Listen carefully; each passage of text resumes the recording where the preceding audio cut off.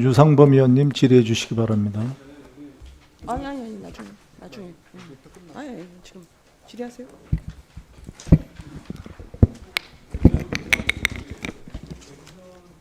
아니 왜 이 자리에서 우리가 좀 참았는데 이 자리에서 그 해당 의원에 대해서 이런 식으로까지 직접적으로 언급하는 거지. 정치실장은 괜찮아. 누구나 다 아는 얘기지. 그 말한 다음에 하는 거는 이런 식으로 하면 안 되죠. 내가 지금 참았잖아. 뭘 아냐? 자, 질의에 집중해 주시기 바랍니다.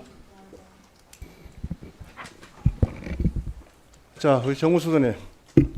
네. 특수활동비는 기밀 유지가 필요한 정보 수집, 외교, 안보, 경호 등 국정활동에 직접 소요되는 경비로 한정이 돼 있죠, 그죠? 그리고 그 특수활동을 한 사람에게 직접 지급해야 된다 이렇게 이제 규정이 돼 있습니다. 네. 내용은 아시죠? 네, 네. 그래서 이재명 정부에서 보니까 지난 9월에 뭐 법원 판결의 입장에 충분히 고려해서 이제 공개를 하셨어요, 그죠? 네. 공개를 하셨는데 뭐 공개는 실제로 보니까 내용을 알아볼 수 없게 공개를 하셨더라고. 보니까 집행 내역, 지출 증빙, 즉 집행 내용 확인서나 현금 수령증, 카드 영수증 등 2개를 공개하도록 법원은 규정하고 있는데, 특활비는 집행 명목을 알 수 없게 삭제가 돼 있고 특경비 업추비는 집행 장소가 또 삭제돼 있어요. 네, 공개를 해서 국민들에게 투명성을 보여준다고 했는데 실제로는 공개한 내용을 국민들이 판단할 수 없는 내용만 공개를 한 겁니다. 기한 공개를 한다면은 이 정도 그 법원에서 공개하라고 한 그런 정도의 내용은 공개를 하셔야 되는 거 아니겠어요? 근데 이제 잘 아시겠습니다만 저희가 뭐 업무 추진비도 있고 특수활동비도 있고 그런데요.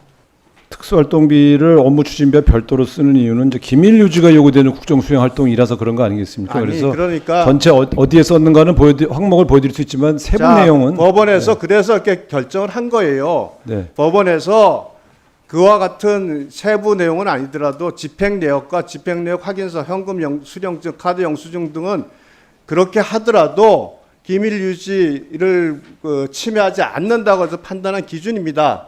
그런데 마치 투명성을 얘기하면서 공개를 해놓고선 특활비는 명목을 빼버리고 특경비나 업추비는 장소를 삭제하면 사실 공개하는 게 아닌 거나 마찬가지죠. 그래서 이 부분에 대해서 지적을 하고 기한 공개한다면 시원하게 법원에서 정한 기준에 따라서 공개를 하시란 말입니다. 네. 마치 그것이 투명한 것처럼 말씀하셔가지고 국민들에게 나는 이재명 정부는 투명했다 그렇게 생색내기용 공개를 하지 마시고, 그런데 그 내용을 보면 이런 게 나와요. 저희 공개하는 걸 분석한 게 뉴스타파에서 분석한 게 있죠. 그 언론 보도를 보셨을 겁니다. 그 아시죠? 네네. 예. 근데 특활비 집행 내역이 총 309건에 대해서 공개를 했는데 여기에 보니까 위로금, 격려금, 민심 여론 청취, 뭐 취약계층 독려, 뭐 이런 식으로 소위 말해서 특활비와는 전혀 관계없는 내역으로 나타난 게 저희 파악해 보니까 309건 중에 건수로는 72건이고 금액으로는 4억 6천만 원 중에 한 1억 1,400만 원이 나옵니다. 즉 23%에서 24% 정도가 부적절 사용된 걸로 나오고 있거든요. 뉴스타파에서 그렇게 분석을 했습니다. 이게 무슨 얘기인가 하면 부적절 사용이라는 건 법적으로 말하면 업무상 횡령도 될 수 있다고 판단이 되는 부분입니다. 그래서 이번 예산 심사에서 이와 같은 비율이 나타났기 때문에 지난해가 아니죠. 올해 우리 대통령실에서 어떻게 이 특활비를 집행했는지 내역에 대해서 적어도 정밀하게 보고를 안 해주신다면 25% 이상의 25% 정도 되는 이 비율에 대해서는 저희가 특활비 예산을 인정할 수 없다는 점을 이 자리에서 말씀을 드립니다. 근데 그 뉴스타파 보도는 이제 위로 격려 목적으로 특활비를 집행하는 것이 아니, 이 지침을 부분에 대해서 답변을 요구하는 게 아니라 이런 부분이 있으니 예산 소위에서 분명히 지적을 하고 이 부분은 입증 책임은 대통령실에 있다는 점을 분명히 말씀드리는 거예요. 네. 국회에서 잘 논의해 주십시오. 실장님, 네. 예, 김 실장님, 예. 이 자리에 앉아 있는 정부위원 중에 김 실장님보다 더한 모욕을 당한 사람도 많이 있어요. 그리고 그 부분은 이미 언론에서도 김 실장님에 대한 부분에 대해서는 분명히 언론에서 의혹 제기가 있었고 지적이 있었습니다. 현역 국회의원이 국민을 대신해서 그렇게 질문하는데 무슨 뭐 뛰어와서 때릴 듯한 분노의 모습을 표출하는 이 자세, 결국 이재명 정부의 오만을 그대로 보여주는 거예요. 의원님 무겁게 받아들이겠습니다. 뭐 다시 한번 말씀, 언론에서도 갭 투자란 지적은 없습니다. 자, 우리 MOU 채택한 것에 대해서 한마디로 평가하면 한국은 주고 미국은 어음을 주는 것이다라는 걸 평가받을 수 있다고 생각합니다.